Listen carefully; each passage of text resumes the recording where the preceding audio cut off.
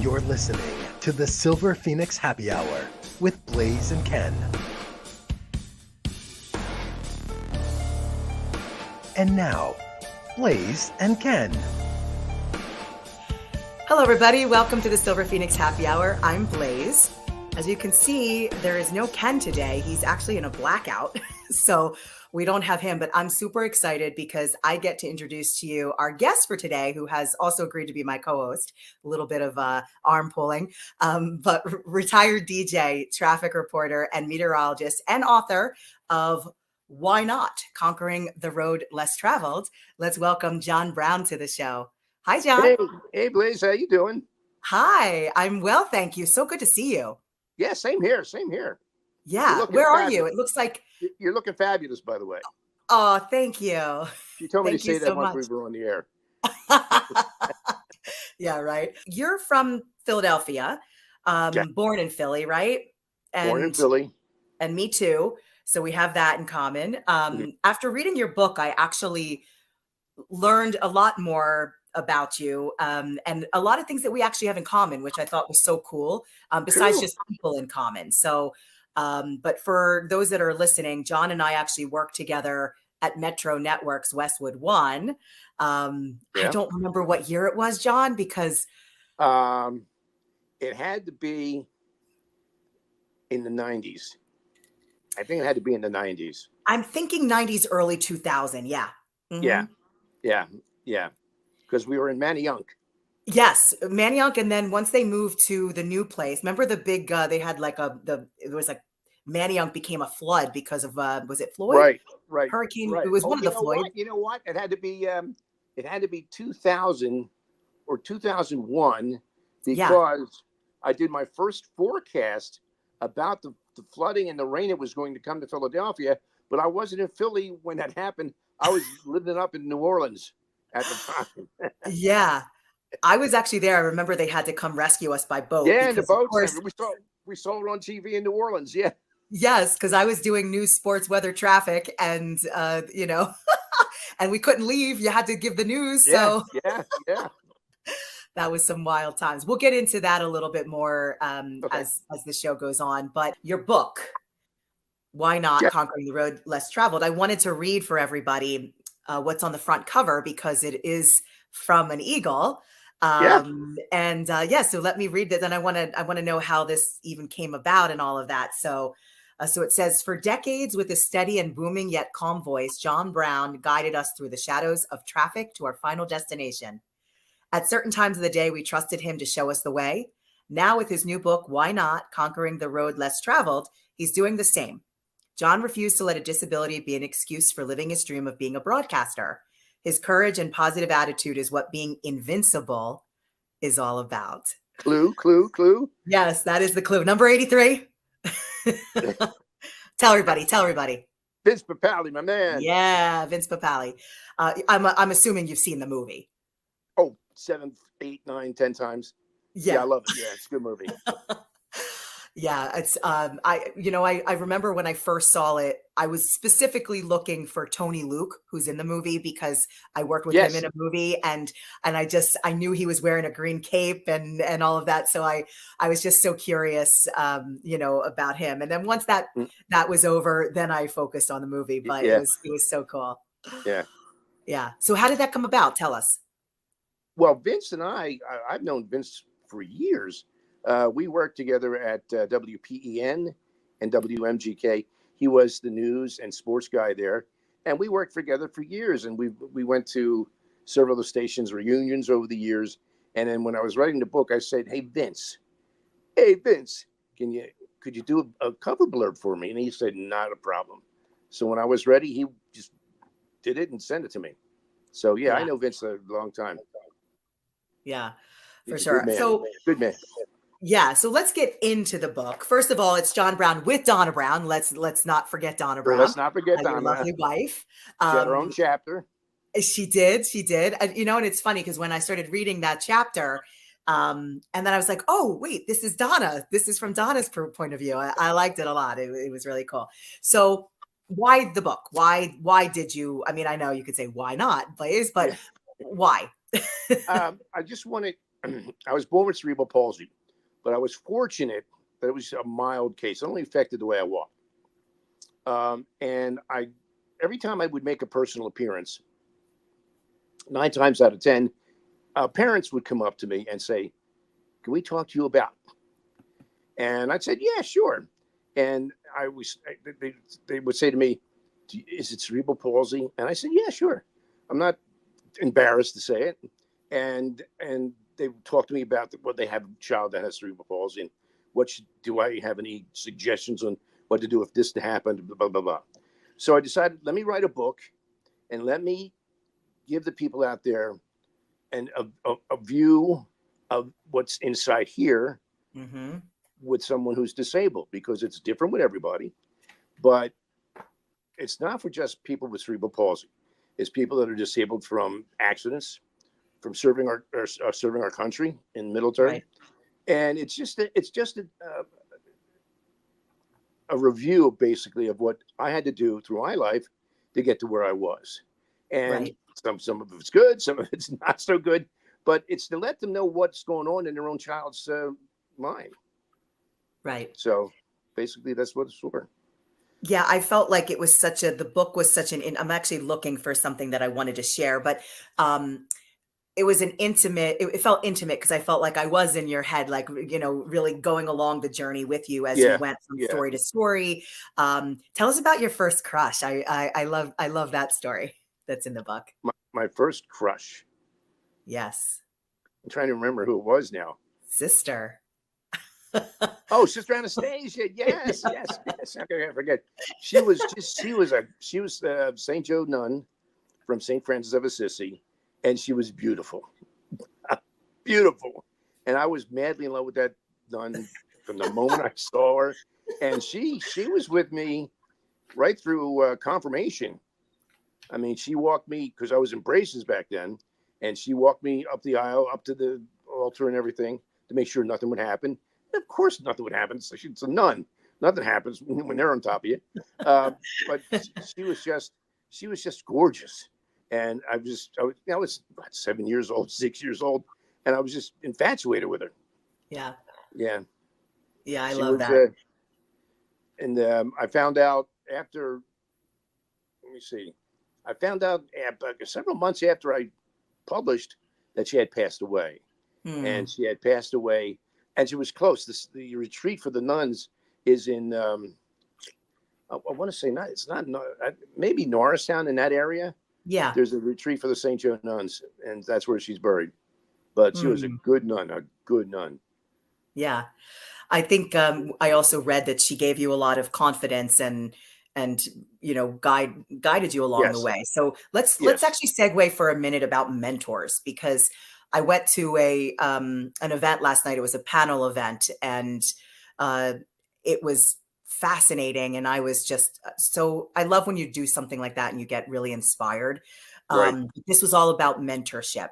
And this one that I went to last night was as an ally for the African American community. But, in general, though, mentorship, like who were your mentors? And, tell us about them. I didn't have any. At all. None. I had no mentors at all, because we're talking about 1950s. Okay. Right. And basically, when I left Widener Memorial School, which is a school for disabled children, I mainlined into St. Francis. And I was probably one of the first students that were disabled that went from a specialty needs school to a mainline school. Now, the teachers were against it. My parents were not too cool, because they all knew what was going to happen. And I didn't care. I wanted to go where my friends went to school, and that's what I got. Now, as far as looking up to someone, I didn't have anybody. I mean, everybody would say, "What do you want to do? What do you want to do when you grow up?" I said, "I want to pitch for the Phillies. I want to be a Marine jet fighter pilot." And they would say, "No, you can't do that." And I'd say, "Why not?" Title of the book. And they would say, "Because you're handicapped." They use another word that I hate to use. And I said, "Well, guess what? That's what I'm going to do." And looking down the road a bit, well, I did fly in a jet fighter. I even flew it for a little bit. I did pitch down at the vet softball team. So I got, it's not the real thing, but it was close. But I mean, I didn't have anybody that I could say, well, they did it. It just wasn't Right. available at the time. I think, when I think of a mentor, I think of just not necessarily somebody that you look up to per se, that you can emulate, but maybe somebody who just helped you, like gave you time and gave you ideas or helped you think outside the box a little bit. That's more I what would, I was leaning towards, okay, in that case, I would say the nuns Mhm. at St. Francis and my mom. Okay. My mom was a boy. She pushed me constantly. She pushed education. She goes, you will need education to get through. And yeah, my mom, yeah, she was a pretty big fan of mine, so to speak. Yeah. So, but the nuns were great. So throughout the book, one of the other thing that you mentioned was, not to be afraid of failing Right. because you learn in failing. So Yep. talk a little bit about that. Where do you think was your biggest learning lesson when it came to failure for you? Let's segue to your career now, because as a metro networks and doing the traffic and meteorology and all of that, like did you have moments like that when you were a DJ? Like what were your big Oh learning well, moments? yeah. I was working as the evening DJ at WPST in Princeton, or in Trenton, and I also worked for the sister station on the AM side, which is in Princeton. But I was told one week that the numbers came out, and I was number one in my time slot, and which means yes, yes, yes. The following couple of weeks after that, I was fired. I was let go, and I was devastated. Yeah. Devastated. And apparently the program director's friend needed a job. So, it happens, right? It happens. Yeah. So I remember driving home. I was really upset. And I said, maybe this is not the field I want to be in. Because if I'm number one in my time slot, if I'm doing everything I'm supposed to do, and then they can say goodbye because the boss's friend needs a job, maybe this is not where I want to be. So I ended up working at a deli for a while. After that, I became a short order cook. It wasn't that long. It was maybe 3-4 months. But I had a friend of mine that was an engineer, guy by the name of Ted Klatt. He was as old as the oldest radio station, but he helped me put together sound audio tracks, sound checks, and he gave me a job at WTEL in Philadelphia as a babysitter, a transmitter babysitter. So in the weekends, I would go out to Norristown in the where they have all the antenna systems, and I'd sit there all day looking at the dials and the meters. But it gave me another perspective. Next thing I know, the radio station I worked at before I went to WPST called me up and said, "Hey, we have an opening here. You want to come back?" I'm back. I didn't even think twice about it. And I stayed there for a couple of years until I got hired by Shadow Traffic. Right. In '79. And that's where I had been. And I ended up getting a job at WIOQ in Philadelphia, which was at that time the number one rock station in Philly. And I got a weekend shift there and a travel show, and everything went fine. That was great. But I think that was my greatest failure and disappointment in the radio business. But I did not let it get me down.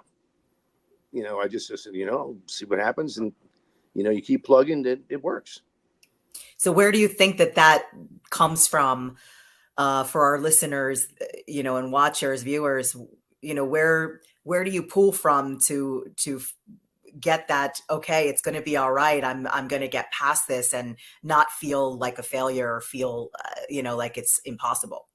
I think again, my mom, she drilled that you can do anything you want. There's nothing you can't do, and she just drilled that into me. And I guess it just always was inside of me that, you don't tell me I can't do that. Okay, don't tell me I can't do that, because I'll show you up. And I did that on most of the time. Yeah. So yeah, my mom. So that's great. I was thinking from this mentor group that I went to last night, the one speaker, Ken Boyer, had mentioned, why not me? You know, he was telling everybody that when you're having those moments of doubt, just say to yourself, why not me? Like, you know, Yeah. and that resonated big time. You know, I'm kind of similar than you. If somebody tells me I can't do something, Yeah. I hate you that. know, I hate I'm going to do it all the more, Yeah. probably. Or if you're challenging me, like I'm very competitive. So Yeah. Me too. nobody really Me wants to too. go against me. Yeah. Me too. I'm the same way. I do know one contest I would beat you in, though. What's that? A scrapple eating contest, because I heard you hate it. Please. Please. See, I did read Please. the book, John. I did read the book. Please. Yeah. I was called the anti-scrapple at WWDB because every time they would bring it up, I would almost puke on air. I just think it's disgusting food. And the Ken Voss, who was a jock at the time, had Scrapple Fest Yeah. every year. And I would go to the Scrapple Fest and they would introduce me as John Anti-Scrapple Brown. I mean, and everybody's scrapple. Yeah. Scrapple stinks. Scrapple stinks. But yeah, I just don't like food. I don't like the way it looks. I don't like what it's made of. But, and I'm, you know, and if you're Philadelphian, I mean, it's sacrilege. Yeah. So, Yeah, yeah. 100%. My dad, I think when I was a kid, is the one who introduced me to Scrapple and like chipped beef. Those were the things I No, not had when I chipped was a kid. Do you know what they call that in the Army? Shit on a shingle? Yeah. Yes. My dad loved that. It looks like puke. Yeah. And, no, shit on the shingle is what we called it. Shit on a shingle. SOS. No. Donna will tell you I'm very picky when it comes to food. I am a meat and potatoes kind of guy. I don't eat seafood. I like shrimp and that's it. I don't eat lobster because it looks like a cockroach. I don't eat crabs because they look like spiders. And it just, my stomach says to me, don't eat it because it's not going to stay here. I'm very picky about what I eat. What if you don't know what it is that she's cooking for you? That happened to me once. I went to a restaurant before I left for California. The girl that I was going out with at the time, her father took us out to dinner, and he ordered dinner for everybody. And I'm eating this stuff, crunchy stuff. Why is this so crunchy? He goes, it's galamad. What? What? And I said, I'll be right back. I went into the restaurant's bathroom and emptied out. Goodness. And came back and ate bread for the rest of the night. Yeah. No. And a buddy in California tried to trick me with frog's legs. He came back from hunting and he brought these fried frog legs, look like chicken, fried chicken to me. And I'm eating it and I'm saying, what kind of leg is this? It's all white meat. And he goes, well, that's not chicken. It's frog's legs. And he did it on purpose. And I hold on, went into the bathroom and just dumped out. So it's kind of like in the brain kind of thing. When your brain realizes what it is, then, but if nobody said anything, maybe you wouldn't have, maybe not, but nobody, because they know how I'll react. Okay. Because I'm in the bathroom chucking and everybody's outside laughing their butts off. Yeah. Because they know how I am. So yeah, meat, potatoes, pasta, that kind of stuff. Gotcha. So amazing. So let's go back to the book because there's so many nuggets in here. Okay. I actually loved it towards the end when you asked questions and answered questions. Let me see if I can find it. It was because it was just a couple pages, but do you know where I'm talking about? You're talking about the last chapter when I had the DJs that I worked with? It was the myths and facts of hiring disabled workers, myths and facts. Yes. I just thought that was brilliant because, a lot of times when it comes to hiring and things like that, you either don't know because you're maybe not from a DE&I perspective, right. Or you've heard something. But whether it's factual or not, if you don't know someone who has a disability, then, so I just thought this was brilliant. back in my day, back in the old days, there was no such thing as DEI. Right. Okay, you just, if you didn't want to hire somebody because you didn't like the way they looked, fine, nobody's going to Right. do anything. And that's what it's all about. I mean, when someone is hiring, the first thing they see is you visually, you physically, Right. and that sets up everything that happens afterwards. And I think I write in my book about my job in summer of '69, where I worked at the bomb making factory. Uh, I made the fins for the bombs that dropped out of the planes over in Vietnam. Mm. Um, and the guy that hired me, I guess he liked my attitude because when it said on the application, "Are you disabled?" No, I didn't think I was disabled. And I guess he liked that, and I said, "You give me a chance. I promise you won't be disappointed." He says, "Okay, come in here tomorrow at 7:30 or something, whatever it was." And I worked there the rest of the summer, and I worked and it wasn't easy work, but I didn't slack or anything like that. I did what everybody else did, and the only time I did not work there is when I went to Woodstock. Mm. I had to take that time off. There was I'm going to say it was about 8 years ago. It might even be more than that, to be honest with you. But I was working a film festival, and Chris Christopherson was part of it. Levon Helm, which is Woodstock, so I thought of Right. Levon Helm, and some others. I'm trying to. Marty Cove, who's in Okay. brilliant from the Karate Kid. I was his handler, actually, and then a Yeah. couple others. But I just remember that the festival ended up being, I don't want to say it was a sham, because it did go on. So it wasn't like a fire fest or whatever, Right. Right. but it had a lot of what was promised didn't come through at this festival. So I felt pretty bad because I was duped myself, Yeah. but I did get to meet a lot of people and all of that. But I remember that there was a bus that's one of my biggest regrets probably, is that there was a bus that went, Levon said, "Come to my house and we'll have a concert there."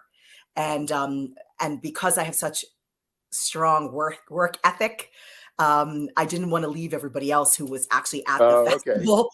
So I didn't go. I should have, though. Now Yes, looking you back did. in Yeah. retrospect, I 100% Yeah. should have been on that bus and been like, "I'm out of here."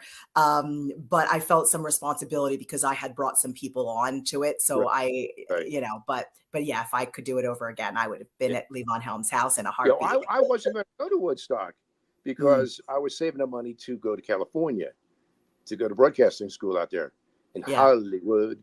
Um, and, but my buddy said, "You got to go. I mean, this is going to be the event of the world." Yeah. And so we left early. We brought a tent with us.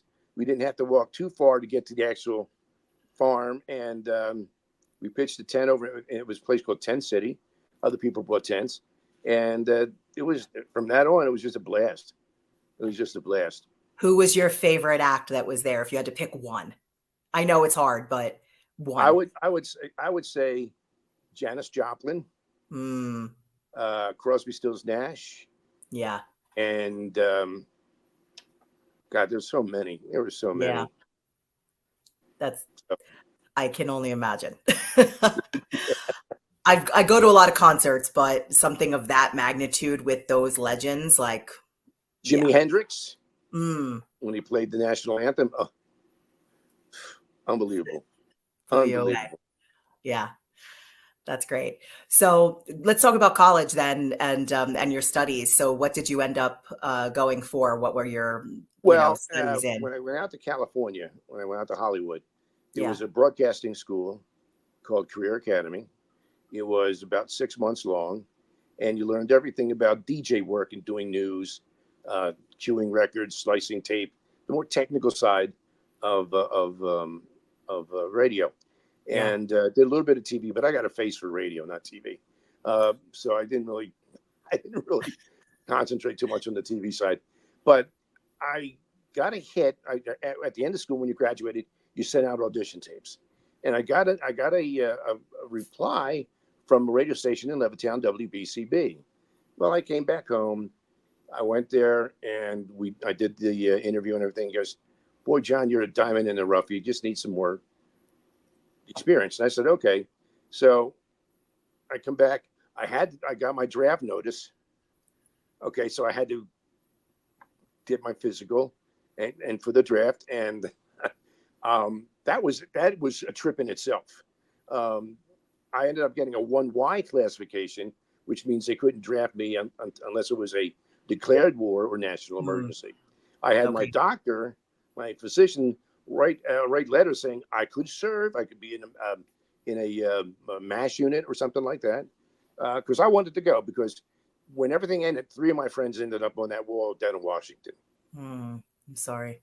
Yeah, so, but it didn't happen. So, so I just it just didn't happen. But when I came back, I ended up going to Bucks County Community College, became general manager of the college radio station. And then from there, I got a job at WBUX in Doylestown. Okay. And then from there, I finally got a job at WBCB. And I ended up working there twice. I would leave and come back in 2 years, and they hired me in. But the big station for me was WIOQ and FM in Philadelphia. I mean, I worked with Harvey in the Morning, Helen Light, David Dye, Ed Shockey. I mean, the best of the best there. And I learned from them. So I really enjoyed my time there. It's about 4.5 years. Excuse me. It got to be so much that I just couldn't do all the jobs. I just couldn't do. I went into Alex DeMern and said, I can't do this anymore. Because I would work until 6 o'clock, and then go over to WIOQ and work until midnight, and then come home, go to bed, get up at 4 o'clock to get in for morning drive. You know how it's like. It's crazy. Yeah. Yeah. Yeah. When I was reading the book, I had so many moments that I was like, that happened to me, or that was, because I was working for 104.9 WRDR with Tom Moran, Andy Cortman, that's the one in Warminster. Gene Pack. Yeah, and Metro Networks was our news stations, and I was the overnight girl. And, so it was Sue Schilling, but then when Sue moved on to do more sports stuff, I think she was working for ESPN too at that time, or some other sports stations.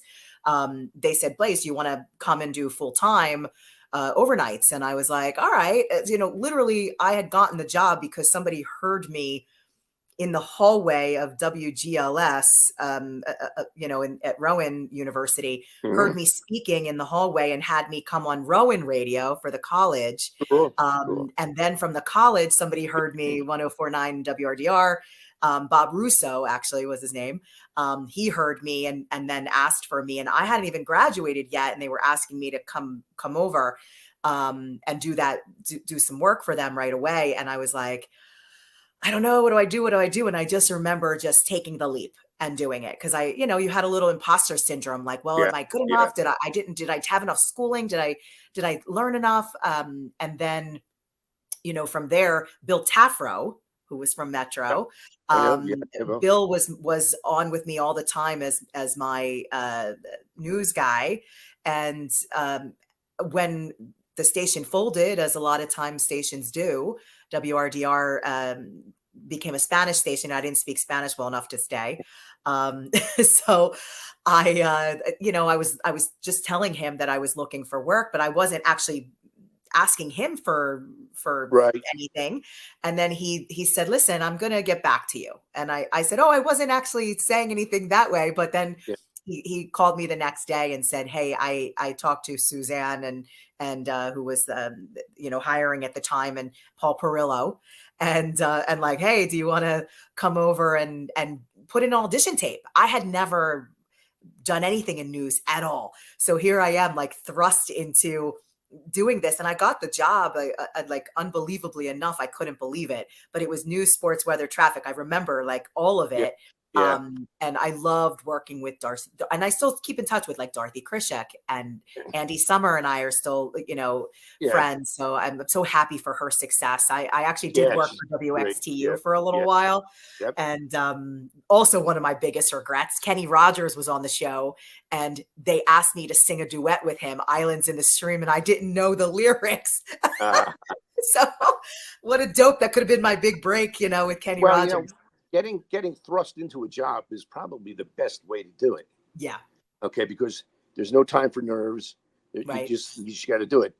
When I first got my job at WIOQ, Alex Demers, the program director, one afternoon in the middle of rush hour, called me up and said, "Hey, have you ever done any DJ work?" I said, "Yeah, it was 10 years before to start doing traffic." He says, "I'm looking for a weekend shift, fill-in shift guy."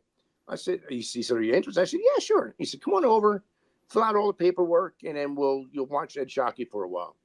So we did that, and I watched Ed Shockey for about, I don't know, half an hour or so. Alice came in and said, "Well, what do you think?" I said, "Oh, yeah, I've done this before." "Good, you start in 20 minutes.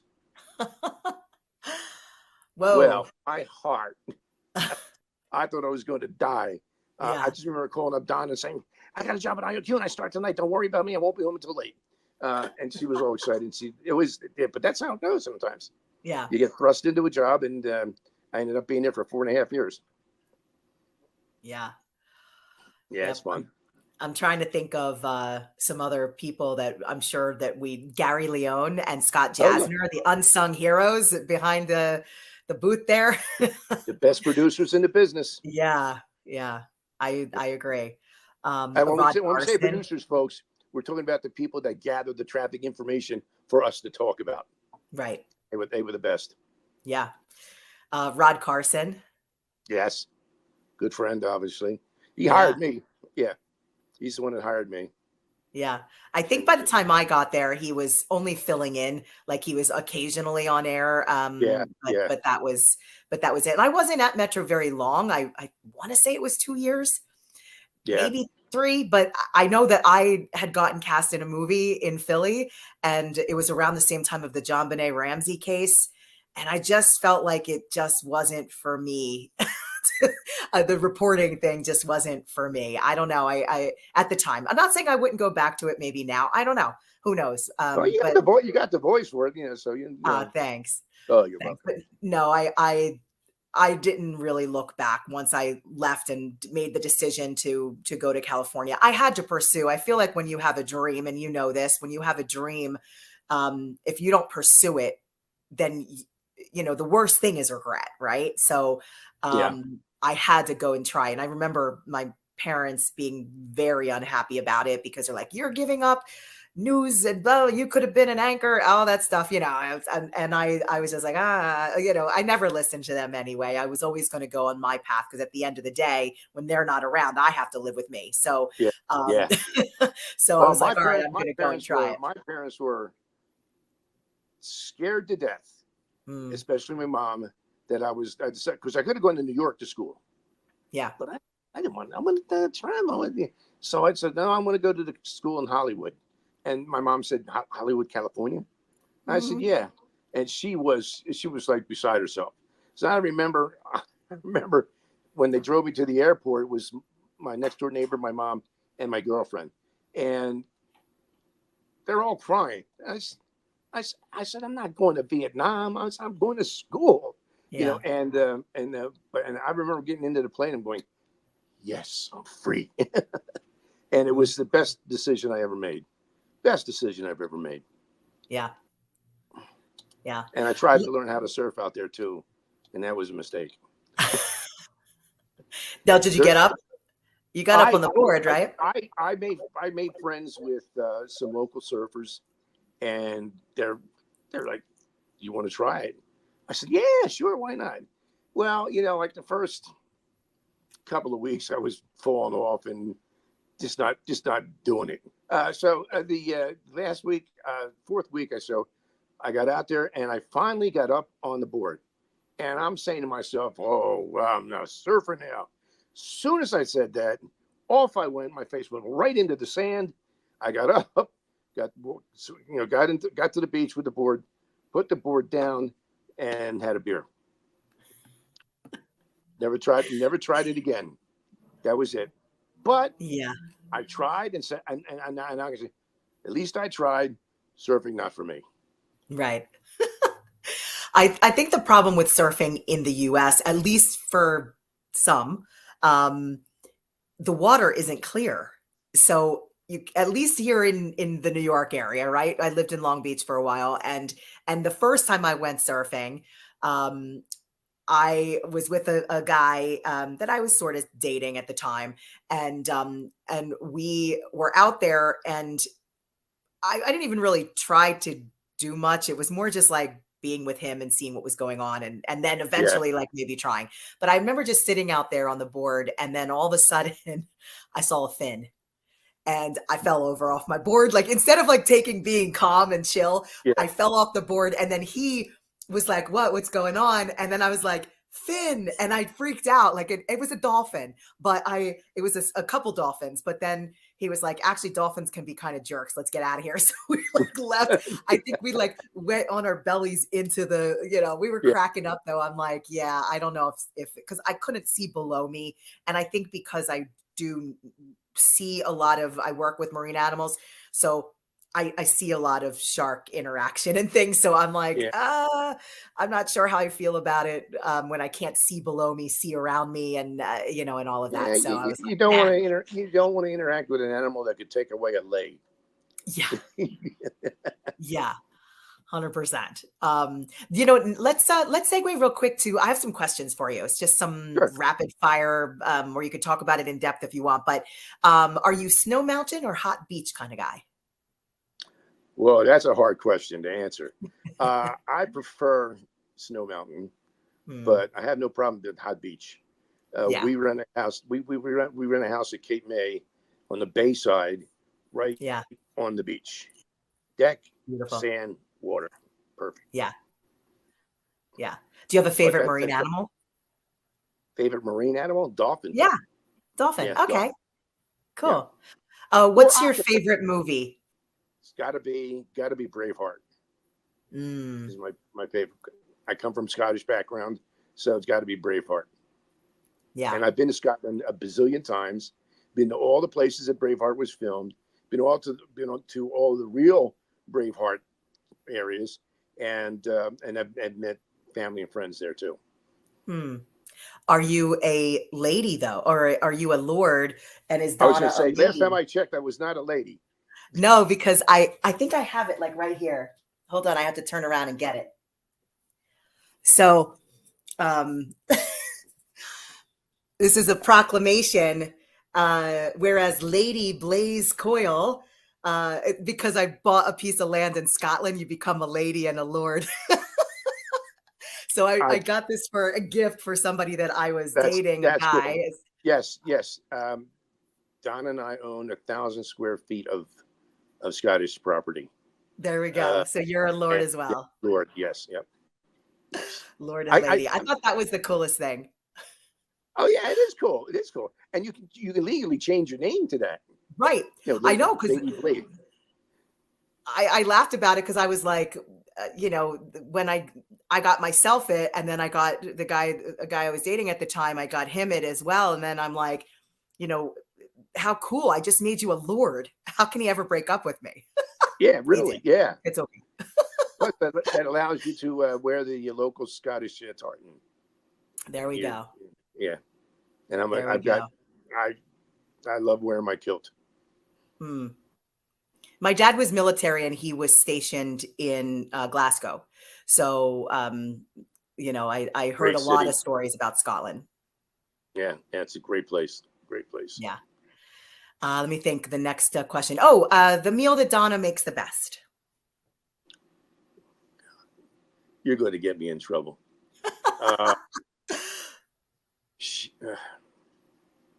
Lasagna. Pepperoni lasagna. Yeah, pepperoni lasagna. Pepperoni lasagna. Okay. Yeah, pepperoni. Yeah. All right. What's the last book you read? A book on Fatima. Book on Fatima.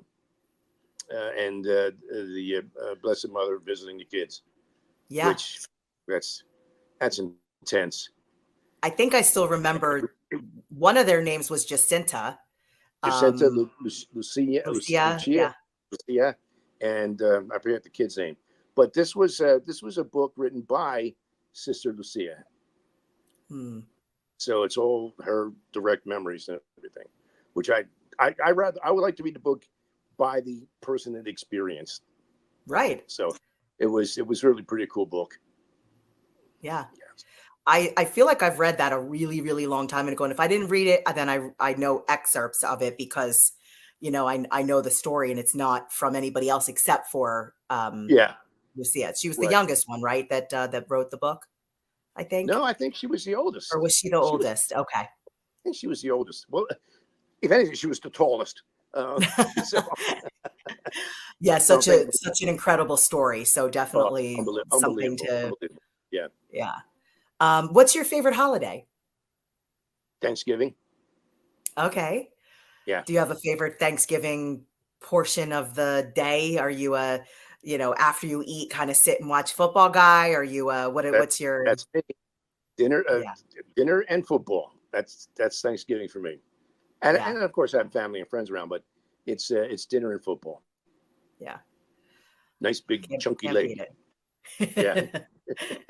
Have you ever gotten the wishbone? Yeah, I think Don and I have done the wishbone thing.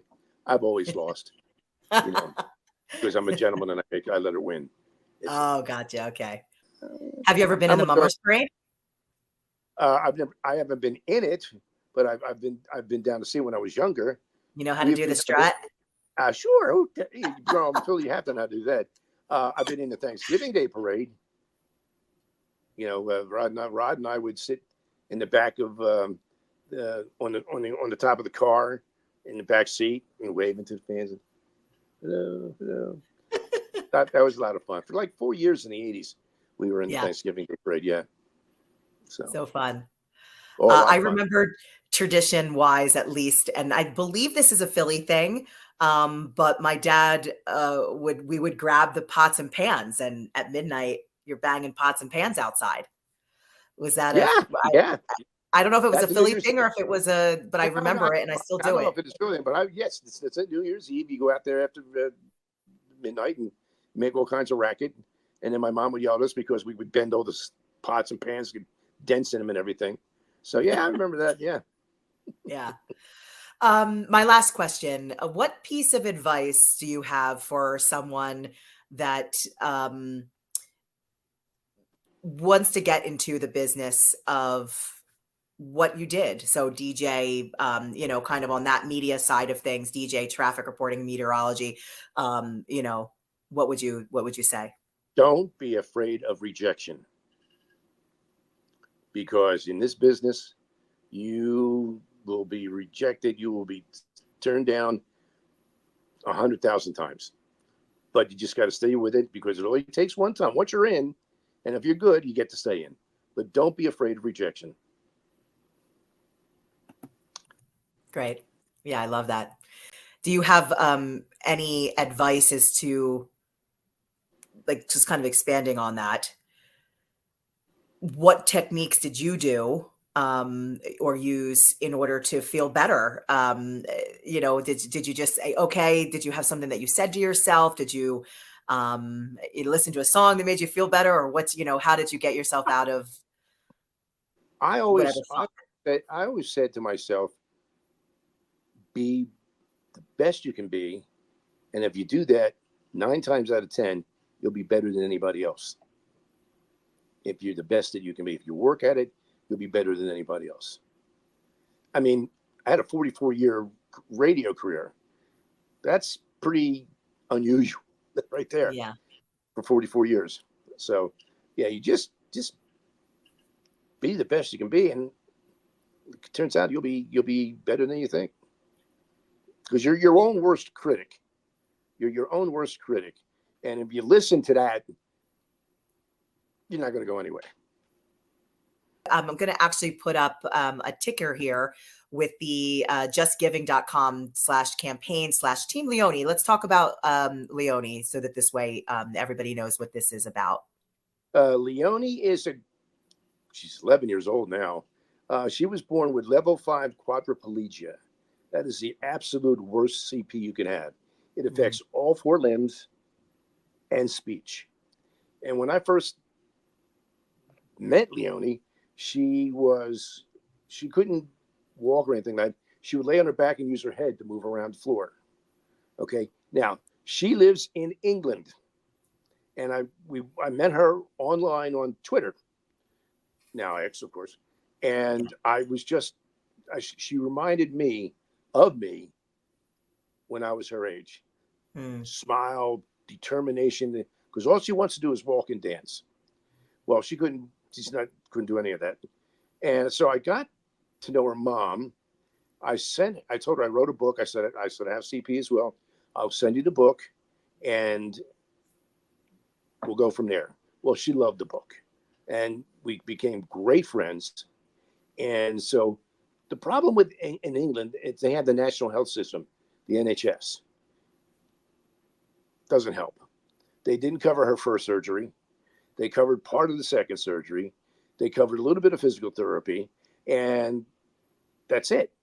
So her mom has to spend money to get physical therapist in-house, physical therapy equipment. So that's why we have the Team Leone Just Giving site. We're 8,000 strong all around the world. And right now we're trying to she's going to see a doctor tomorrow for her another surgery. But we're in the process of raising money to get her a wheelchair accessible van. So it'd be easier for her mother to get her in and out and bring along all the equipment. She's an unbelievable kid. So all my royalties over the years have gone to Team Leone. I don't care. So that's what that's all about. I love that. Wonderful little kid. Yes, great kid. If you can, $1. It's in pounds over there, obviously, but right. the website does have dollar donations.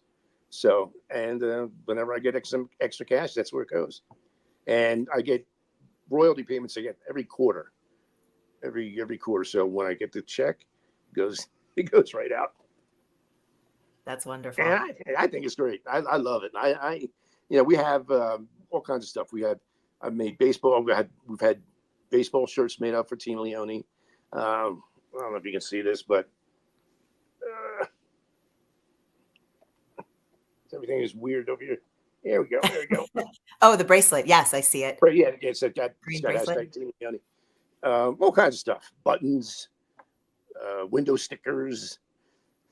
So we'll get there. Yeah.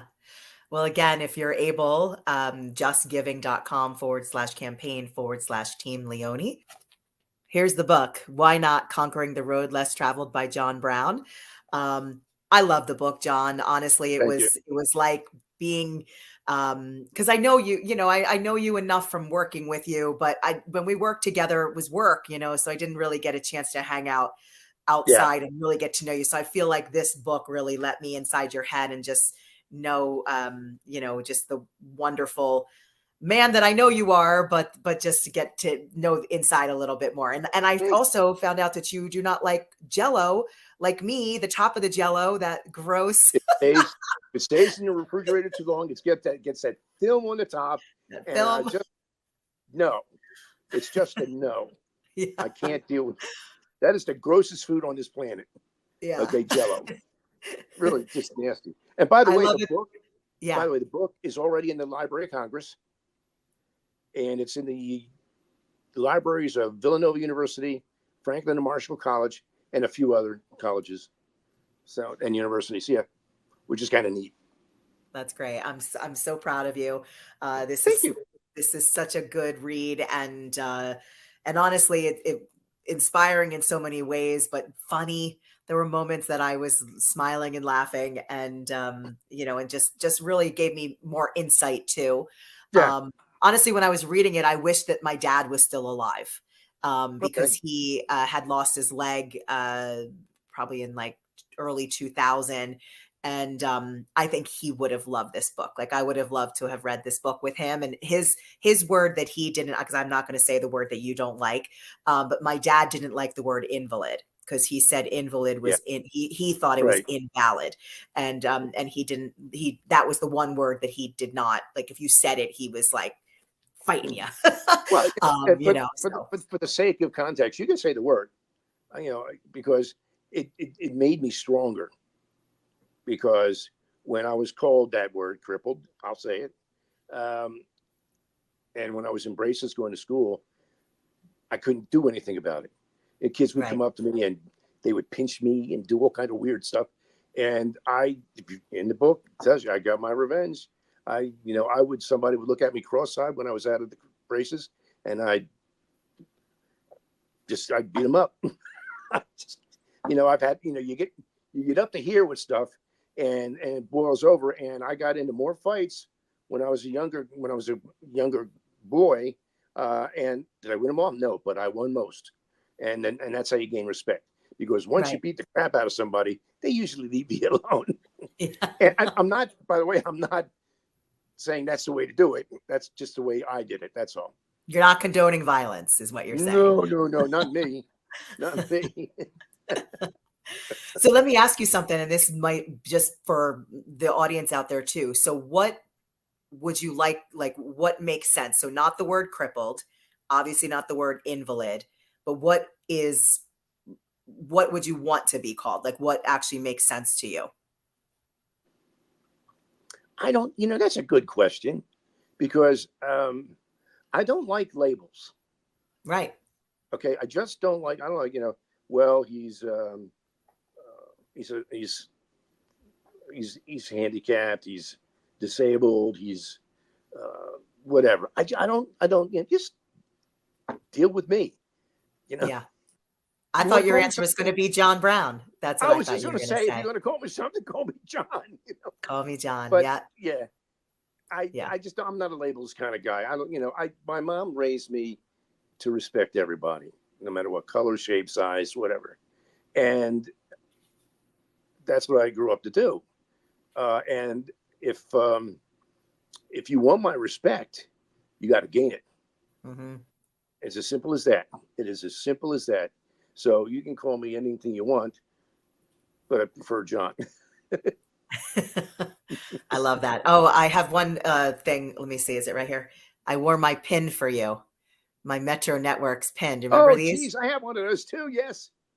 I have one of those too. It had been a while, and then I was like, oh, I haven't thought about this in a while, but I knew exactly where it was because I was so proud when I got the pin, so yeah. Because I have all the jewels in mine. Yeah, I'm sure you do. Mine's just like this plain old thing. I was out of there before before you could say go. I was like, what am I on to next? What's my next thing? I don't like reporting about people. Cool. Yeah.